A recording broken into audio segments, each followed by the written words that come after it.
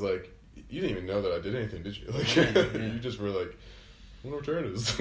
Yeah. But yeah, it's that's the first rule of advice they taught us in music school about networking, right? Yeah. Ask people questions about themselves, because people love to talk about themselves. This is a sad thing I hate hearing now. And it's just that I find the conversation doesn't really go anywhere if you're only going to talk about your personal life experiences. Yeah, like I can try and suck some sort of bigger picture out of it while you're talking about it, but for the most part, I don't want to hear about, your job or whatever the fuck. Like, what kind of shoes do you got to wear at your job? Like, why would I need that information fucking clouding up this conversation, this room, my head? Like, and you can tolerate a certain amount of that if someone's like usually good in conversation, like you. Oh, sometimes there's a banter that you want to get on with your friends sometimes when you have a common interest, for sure, that you want to talk about that stuff with someone that you don't really know that well, or someone that you hear the same shit all the time. It's just...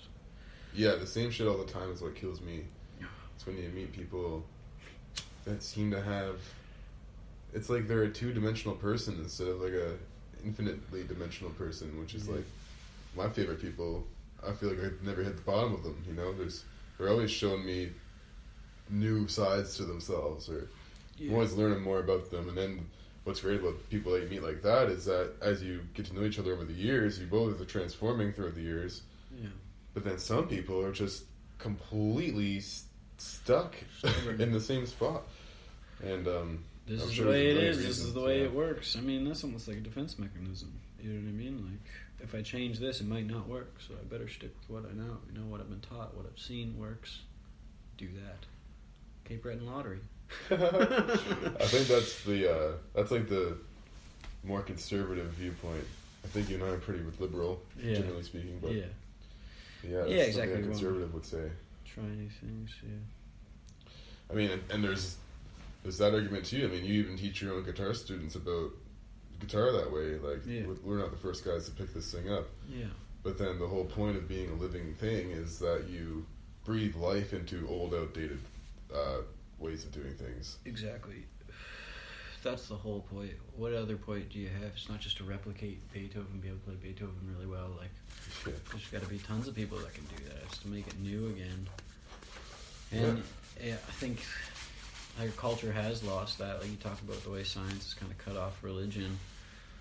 It's like, it's almost like we're creating jazz, but we're not looking at anything that's led up to it, like the blues or the classical. It's just like, well, jazz can just be abstract craziness.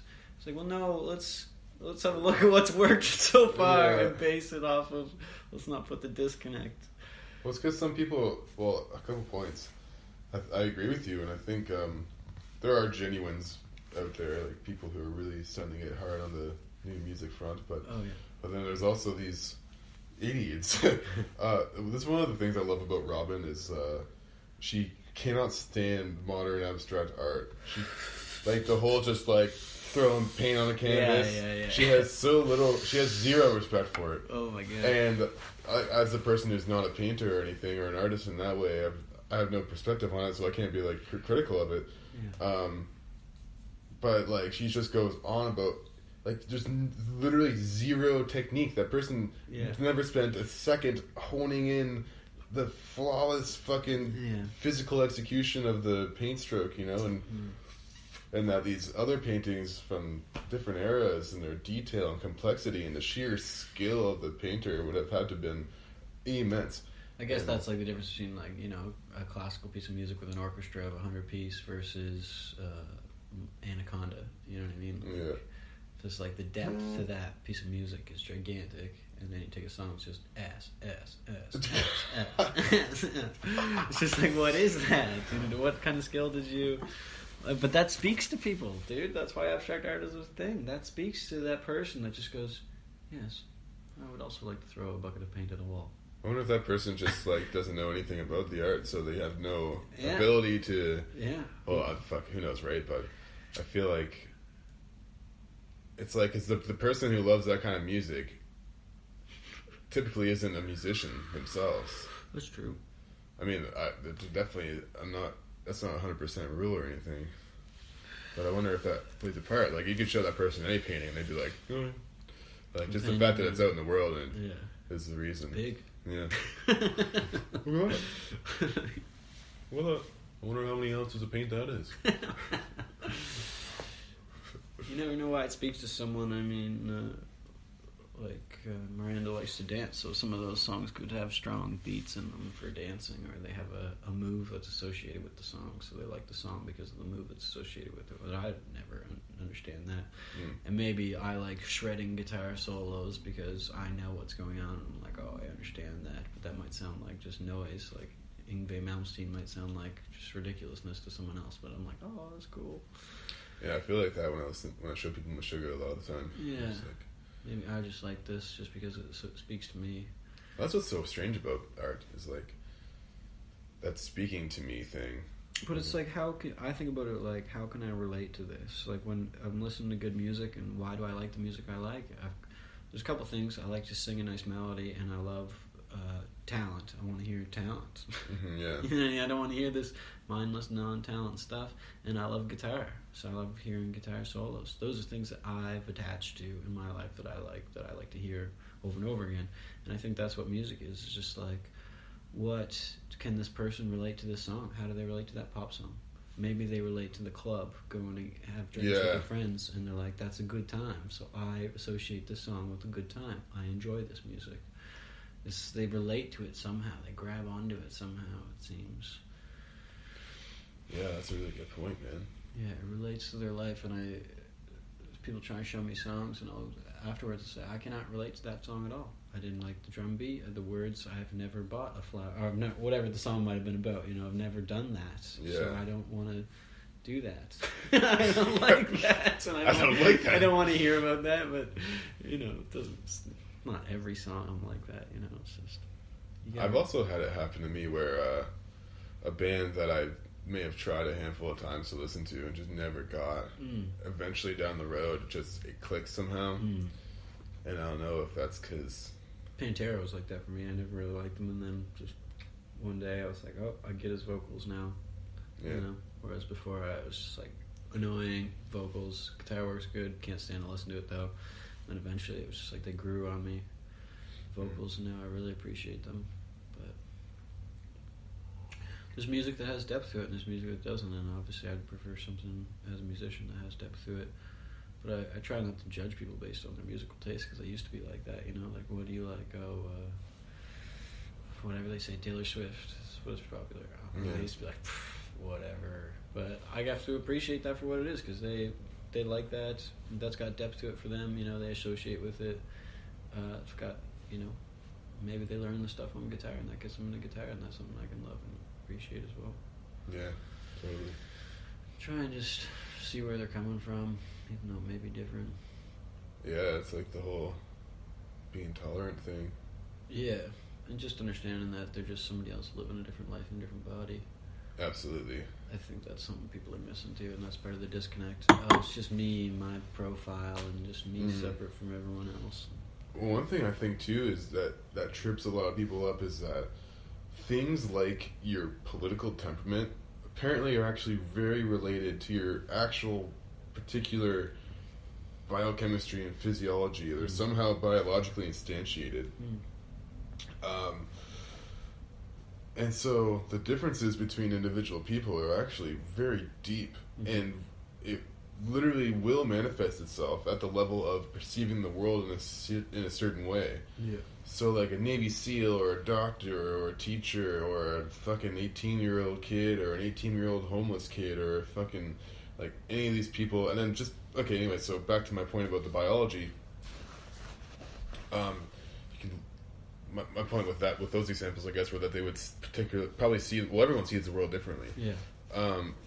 But I think a lot of people make the mistake that everyone sees the world the way they see it, or everyone should be seeing it the way they see it, instead of acknowledging that the actual world is completely beyond any one person's comprehension, and everyone's got a different take on it.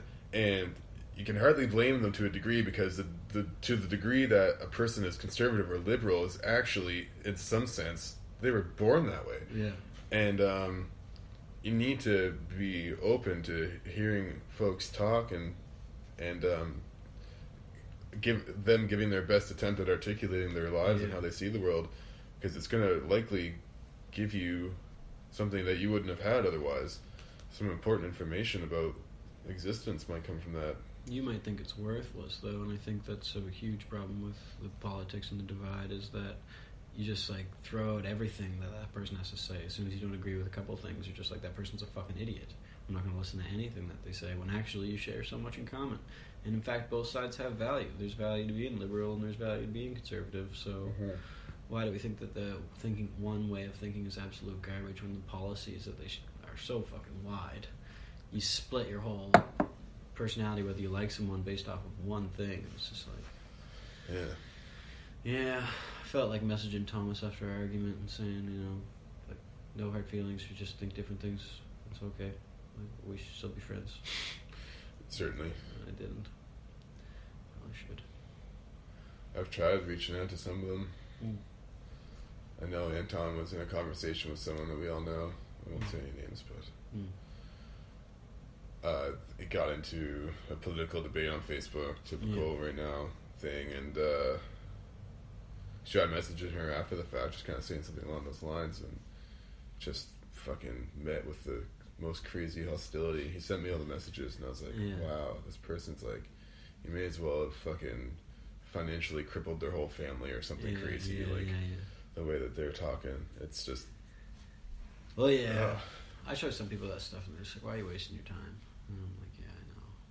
Sometimes I know, it's... change someone's mind, but obviously that's not the right forum for that.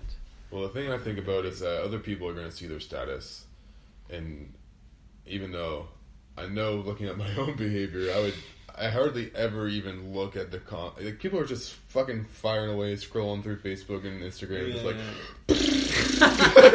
going through it. You can't They're not see it all. stopping to read comment threads and stuff.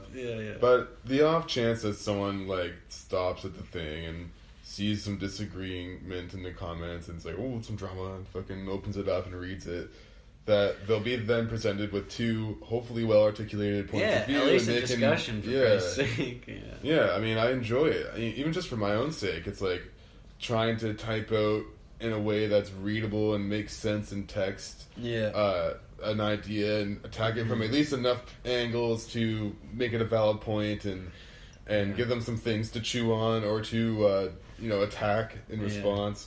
And then be like, okay, so that's my point. This is the parts of your point that I disagree with. Here's why, and here's some other points about why I think all this, and then and then what would be nice is to get all that back, but then all you hear is just like, oh, you're just a fucking white circle jerking fucking wiener boy who wants to, it's like, well, that's when it does feel like a waste of time. It's almost like you're a lawyer and you show up and you got all your papers and you're like, all right, I'm ready for this. And the other guy shows up and he's like tracksuit and like ice cream on his face. Or whatever. Like, fuck you, dude. And you're just like, why am I doing this? Your wife's a sea cow.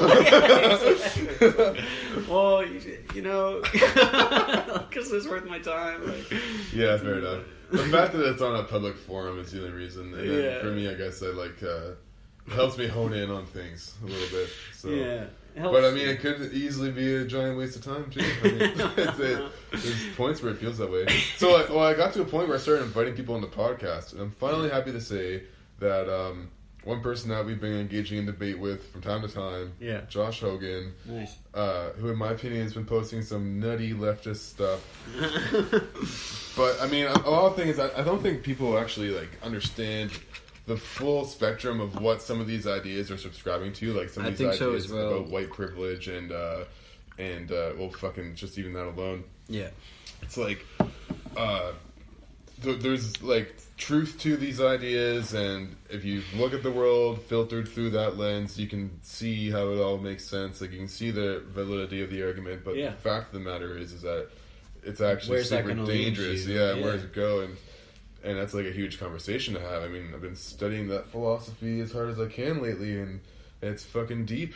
Yeah. And it's not like many individual proponents of the people speaking the same words actually understand like where this could go and where it's happened in the past and the consequences, of like Marxism and communism and people always make the case that Marxism was never